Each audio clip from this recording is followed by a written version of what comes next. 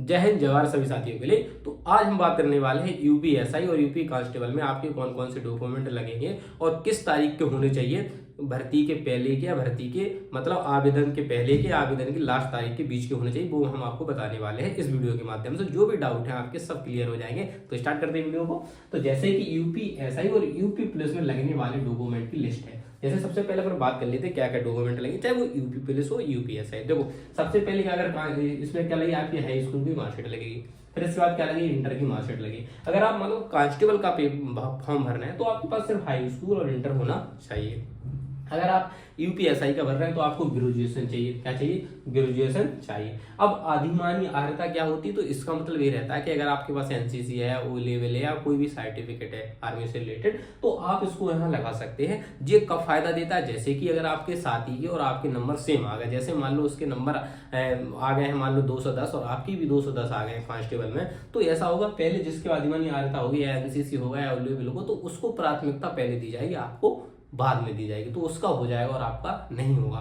तो अगर आपके पास ऐसे कोई डॉक्यूमेंट एनसीसी या अवेलेबल है तो आप कृपया करके उसको जरूर लगाएं। इसका फायदा आपको बाद में मिलेगा, तब आपको लगेगा हाँ यार ये सही है। ठीक है। फिर आपका निवास प्रमाण पत्र होना चाहिए, जाति प्रमाण पत्र होना चाहिए और फोटो होना चाहिए और आधार कार्ड होना चाहिए। तो ये सब डॉक्यूमेंट आपके लगेंगे फॉर्म ऑनलाइन कराते आवेदन भरते समय। अब बात कर लेते हैं यहाँ जैसे कि योग्यता के लिए, जैसे यूपी पुलिस, तो यूपी पुलिस में क्या आपका 12th पास होना चाहिए और यूपीएसआई के लिए आपका ग्रेजुएट समक्ष मतलब देखो बीए किया हो, चाहे बीएससी किया हो, चाहे बीएड किया हो, तो इसके जो भी समक्ष होती है तो वो डिग्री उसके पास होना चाहिए, तो वो इस फॉर्म को अप्लाई कर सकता है।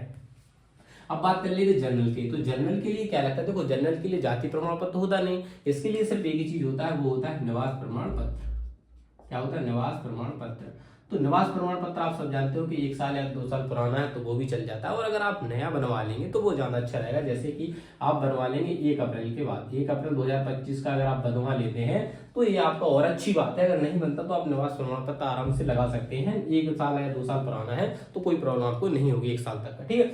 अब बात कर लेते ईडब्ल्यूएस का, और देखो ये सब ईडब्ल्यूएस को, और ये सब क्या होना चाहिए, राज्य सरकार के होना चाहिए, ऐसा नहीं केंद्र वाले हैं आपके, तो केंद्र वाले मान्य नहीं होंगे, राज्य सरकार वाला होना चाहिए सर्टिफिकेट निवास प्रमाण पत्र। ईडब्ल्यूएस की बात कर ले तो ईडब्ल्यूएस में आपको जाति प्रमाण पत्र लगाना पड़ेगा। क्या लगाना पड़ेगा, जाति प्रमाण पत्र। जाति प्रमाण पत्र यहाँ आपको लगाना पड़ेगा, जो कि आपका 1 अप्रैल से होना चाहिए। क्या होना चाहिए आपका, 1 अप्रैल का, 1 अप्रैल से होना चाहिए, 1 अप्रैल 2025 के बाद, और आवेदन की लास्ट तिथि के बीच का होना चाहिए, तभी आपका ये मान्य होगा। और निवास प्रमाण पत्र आप समझ सकते हैं कि निवास प्रमाण पत्र आप 1-2 साल पुराना लगा सकते हो, उसमें कोई प्रॉब्लम नहीं होगी। अब बात कर लेते हैं ओबीसी की। हाँ, और इसमें क्या होना चाहिए, राज्य सरकार का होना चाहिए, राज्य सरकार वाला होना चाहिए। कौन सा वाला होना चाहिए भैया, आपका जो प्रमाण पत्र राज्य सरकार वाला होना चाहिए, तभी मान्य होगा। ऐसा नहीं कि आपने केंद्र वाला लगा दिया तो आपको बाद में निकाल दिया जाए डॉक्यूमेंट वेरिफिकेशन में। अब बात कर ले तो ओबीसी, तो ओबीसी के लिए वही जाति प्रमाण पत्र होना चाहिए। क्या होना चाहिए इनके पास, जाति प्रमाण पत्र होना चाहिए, निवास प्रमाण पत्र होना चाहिए, निवास प्रमाण पत्र। और देखो निवास प्रमाण पत्र तो आप समझ सकते हैं कि आपका 1-2 साल पुराना चल जाएगा, लेकिन जाति प्रमाण पत्र आपका वही 1 अप्रैल से होना चाहिए, 1 अप्रैल 2025 का होना चाहिए। अब बात कर लेते हैं एससी एसटी की, तो एससी एसटी का देखो जाति प्रमाण पत्र, निवास प्रमाण पत्र, अगर ये पुराने भी हैं तो भी चल जाते हैं, अगर ये 5-6 साल पुराने भी हैं तो भी चल जाते हैं, कोई दिक्कत नहीं है। लेकिन जब हमें फॉर्म भरना तो हम नया बनवाने का प्रयास करें, क्यों हम पुराने डॉक्यूमेंटों को लगाएं। अगर नए डॉक्यूमेंट लगाएं तो वो हमारे लिए फायदेमंद होते हैं। तो कृपया करके आप जाके अपने बढ़िया डॉक्यूमेंट को अच्छे से तैयार कर लीजिए। ये मैं आपको। अब बात कर लीजिए अदर स्टेट, तो वो जो जनरल का रहता है वो अदर स्टेट का होता है, क्योंकि जो भी हमारे अदर स्टेट के साथी होते हैं वो सब किस में आते हैं, जनरल में आते हैं। तो जो जनरल के डॉक्यूमेंट लगेंगे वो अदर स्टेट वालों के डॉक्यूमेंट लगने वाले, तो सेम प्रोसेस इनकी भी है। अब बात कर लीजिए विवाहित महिला, तो देखो विवाहित महिला जो हमारे अभी हमने डॉक्यूमेंट वेरिफिकेशन में देखा जिन्हें बाहर किया गया, तो उन्होंने क्या किया कि ससुराल पक्ष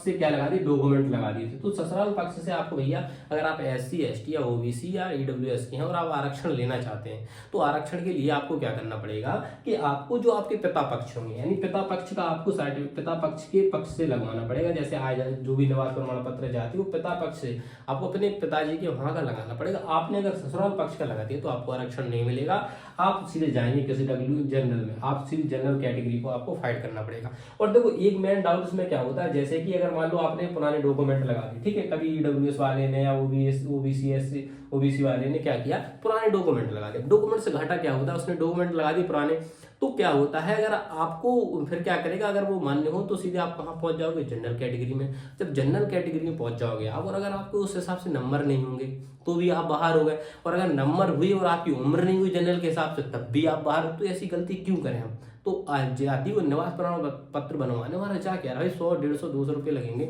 उसको आप अच्छे से बनवा लीजिए जिससे कोई प्रॉब्लम ना हो। छोटी सी गलती हमको बाद में बहुत दुख देती है कि छोटी सा कांटा बाद में बहुत दर्द देता है। तो ये आपसे कहना चाहता हूँ कि आप डॉक्यूमेंटों को अच्छे से अभी से तैयार कर लीजिए और फॉर्म भर दीजिए, बड़ी बिंदास रहिए, ठीक है। और ये ससुराल जो साथी हैं महिलाएं हमारे, तो ससुराल पक्ष का अगर आप लगाएंगे तो आपको आरक्षण नहीं मिलेगा, आप जनरल कैटेगरी फाइट करेंगे। अगर आप आरक्षण का लाभ लेना चाहते हो, पिता पक्ष से आप डॉक्यूमेंट बनवाइए और वो लगवाइए तो आपको आरक्षण मिलेगा। अब ऐसा ना हो कि आपके पिताजी एमपी के और आपका नहीं सर हमें आरक्षण मिल जाए, फिर तो आपको अदर स्टेट में आ गए तो आपको जनरल फाइट करने का। ये सिर्फ उन महिलाओं के लिए जो कि यूपी की हैं, ठीक है। इसके अलावा अगर आपका कोई भी डाउट होता है तो आप मुझे जरूर कमेंट करें, और भी आपके लिए वीडियो ऐसी लाते रहेंगे जब तक कि सफल ना हो। और अगर आपको हमारा टेलीग्राम ग्रुप ज्वाइन करना तो ईबी प्लस रामकुमार के नाम से मतलब टेलीग्राम ग्रुप है, तो आप उसको ज्वाइन कर लीजिए। उस पर आप जो भी डाउट है आप पूछ सकते हैं, वहाँ आपके जवाब दिए जाएंगे, और जो भी डॉक्यूमेंट से दिक्कत है प्रॉब्लम आती है तो वहाँ भी आपको समझाया, और आपको और कोई क्वेश्चन है क्यूरी है पढ़ाई से रिलेटेड आप वो भी पूछ सकते हैं हमसे, ठीक है। मिलता हूँ नेक्स्ट वीडियो, तब तक के लिए जय हिंद, जवाहर, इंकलाब।